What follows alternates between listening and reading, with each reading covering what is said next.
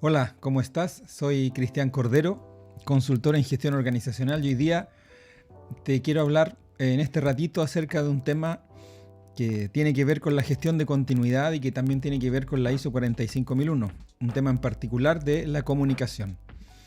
Específicamente vamos a hablar o te voy a contar desde mi punto de vista, desde cómo yo veo las cosas, la comunicación en crisis. Esta presentación está basada en un libro y al menos dos autores. En el libro es Comunicación Estratégica de Tironi y Cavallo, que lo recomiendo como un buen libro asociado a temas de comunicación y tiene una parte que habla de comunicación de crisis y yo ahí extraje ciertos temas que voy a presentar y también acerca de la acción comunicativa del sociólogo Jürgen Habermas y cómo se puede explicar esto a partir de la persona que hace las declaraciones. Así que espero aportarte un poco de valor, así que muchas gracias y bienvenido a este tema de comunicación en crisis.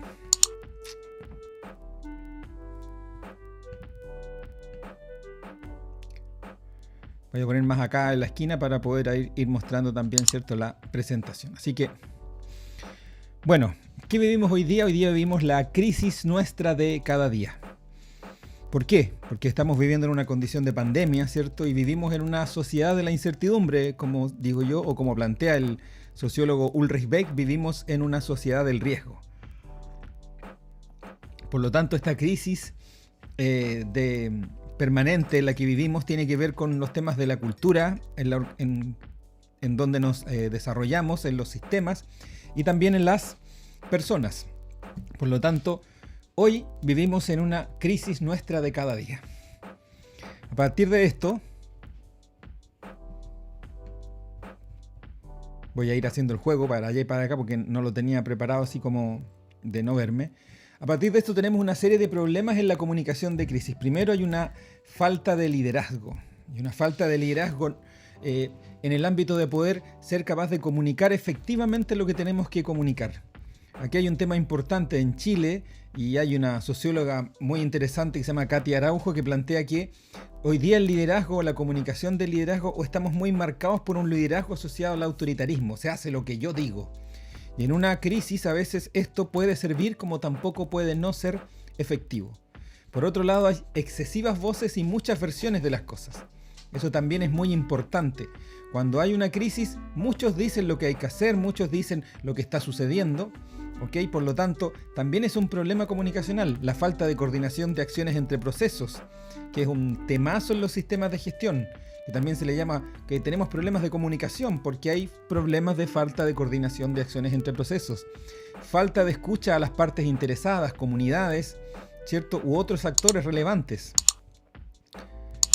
También la falta de confianza en y con las personas y en los propios liderazgos. Y por último, no controlamos la comunicación en red. Hoy día algo está sucediendo, algo sucede y alguien está grabando, ¿cierto? Va y sube eso a Twitter, a Facebook o lo manda por WhatsApp. Por lo tanto, todos estos son los problemas que tenemos de la comunicación de crisis.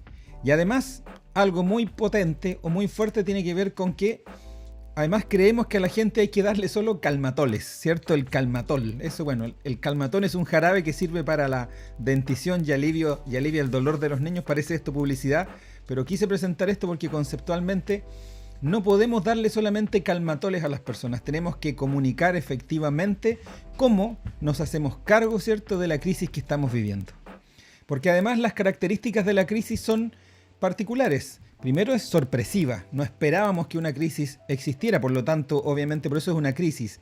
Desestabiliza o está desestabilizando o es desestabilizadora del contexto o de la zona de confort o de lo que vamos viviendo. Además es victimizadora, siempre hay una víctima, una parte interesada, la propia organización, el líder.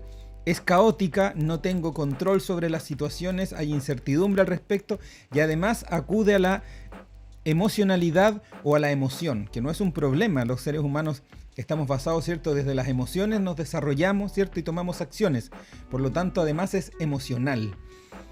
De este punto de vista, entonces, y esto está tomado de Tironi y Cavallo, las fases de la crisis son que surge el conflicto, ¿cierto? ¿Qué hacemos? ¿Qué es lo que sucede? Y estalla la crisis. Luego la inestabilidad que estamos viviendo se estabiliza permanentemente y lo que buscamos, ¿cierto?, es restablecer el equilibrio. Yo creo que aquí entre el conflicto y donde estalla la crisis es donde a veces no nos hacemos cargo. Identificamos un conflicto, nos damos cuenta de lo que sucede, pero sin embargo no somos capaces de controlar eso, anticipar esta crisis que estamos viviendo, y por lo tanto la inestabilidad que tenemos se comienza a estabilizar, que es un poco hoy día, de hecho, lo que estamos viviendo, ¿cierto?, con la crisis sanitaria acá en el país. Y lo único que queremos, ¿cierto?, estamos buscando es restablecer el equilibrio, ¿cierto?, que teníamos con anterioridad. A partir de eso, y tomado desde la norma ISO 9001-2015, 22301, ISO 45001, decir que debemos tener un plan, obviamente es una situación, es básico. Ahora, lo importante es qué comunicar, qué tenemos que decir en una crisis, cuándo comunicar lo que queremos comunicar, a quién se lo vamos a comunicar, cómo lo vamos a comunicar y quién comunica. Eso es clave. En eso las normas ISO 22301, 45001 nos aportan de manera potente. ¿Qué comunicar? ¿Cuándo comunicar? ¿A quién comunicar? ¿Cómo comunicar? ¿Y quién comunica? Y en ese sentido, entonces, hoy en día, lo importante, ¿ya?, es quién comunica. Eso es clave. La cara visible, la imagen, ya sabemos lo que vivimos nosotros, y no es una crítica liviana, porque obviamente yo podría pensar que, cierto, dado lo que estamos viviendo, la crisis sanitaria en el país, hablar, cierto, del cómo comunicaba, que era el actor, cierto, el ministro Mañalich, que renunció, hoy día no está, hoy día tenemos otro ministro, cierto. Si se fijan, es importante quién comunica, ¿okay? No es liviano, aunque parece bastante antojadizo, ¿cierto?, rápidamente echarle la culpa, ¿cierto?, decir que el ministro era el problema. Bueno, tiene mucho más que también, porque también está la vinculación con el qué comunicar, cuándo comunicar, a quién comunicar, cómo comunicar y quién comunica. Pero quién comunica es clave, es muy importante. ¿Por qué? Porque el que comunica es el que deja la huella, la impronta en las partes interesadas, en la comunidad, en la propia organización. En eso tenemos que ser entonces lo suficientemente inteligentes para tener claridad de quién va a ser el que va a comunicar. Aquí hay empresas, ¿cierto?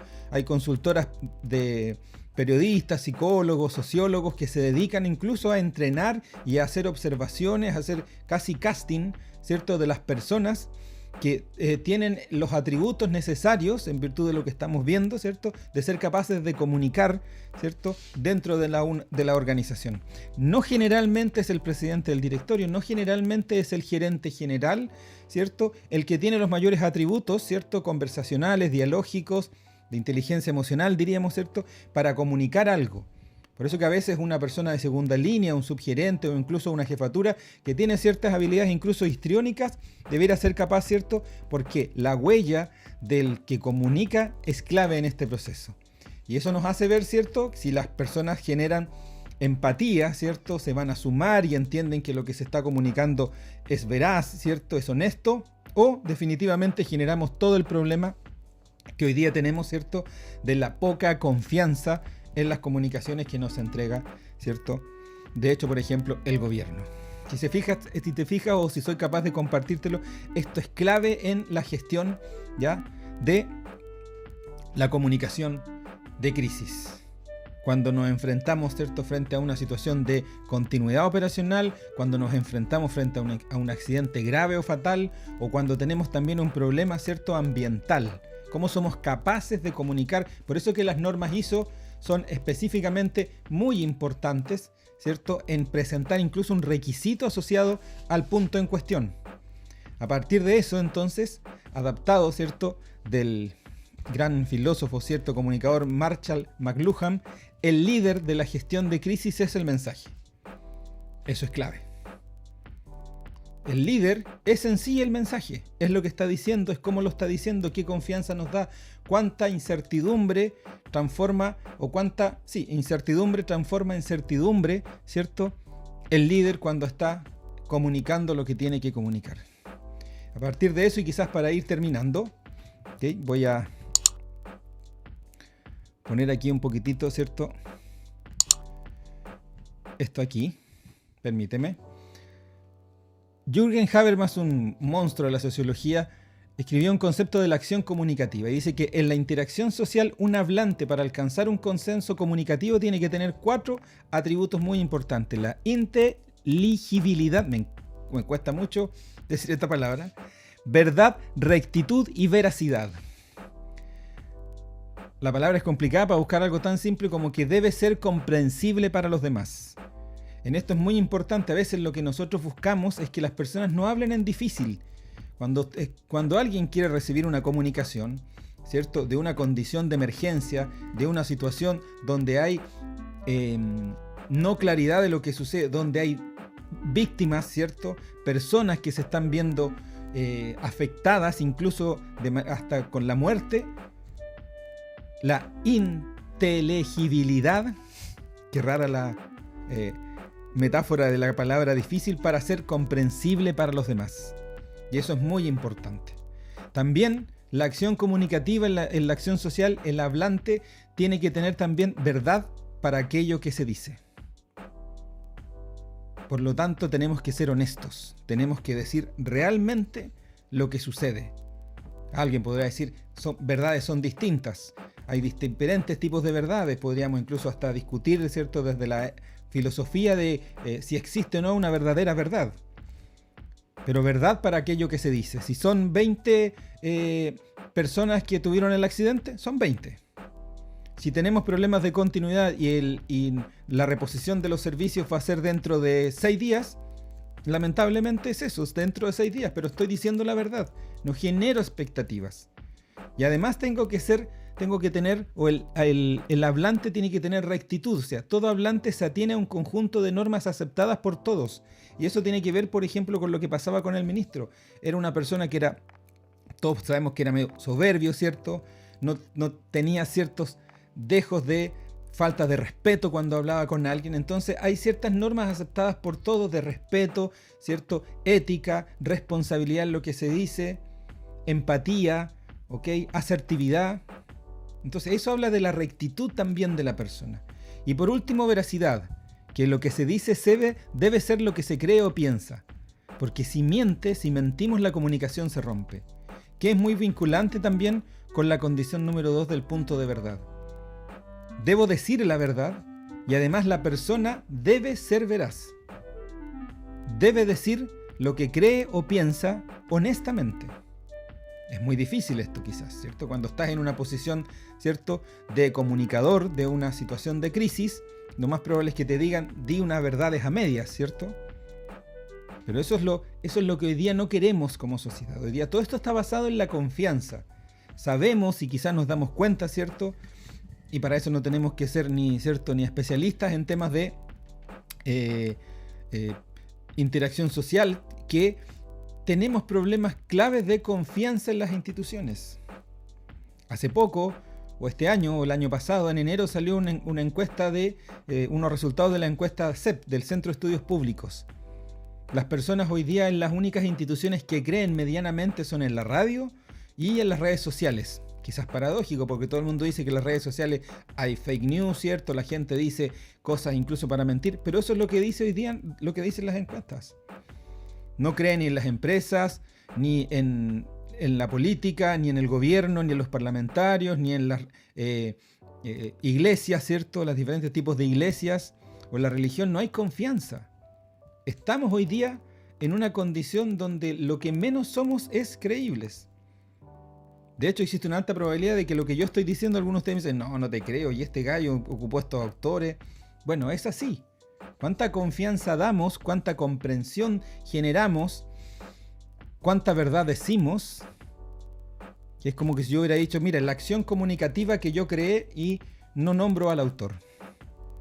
Eso también no es hablar con la verdad. La rectitud. Se supone que hay unas condiciones mínimas de normas, ¿cierto? Y por último, ¿cierto?, la veracidad en lo que estás diciendo. Quizás para concluir entonces, en la comunicación de crisis tenemos que ser claros que es desestabilizadora, caótica. No la esperábamos. Tenemos que tener claro qué comunicar, cuándo comunicar, quién comunica.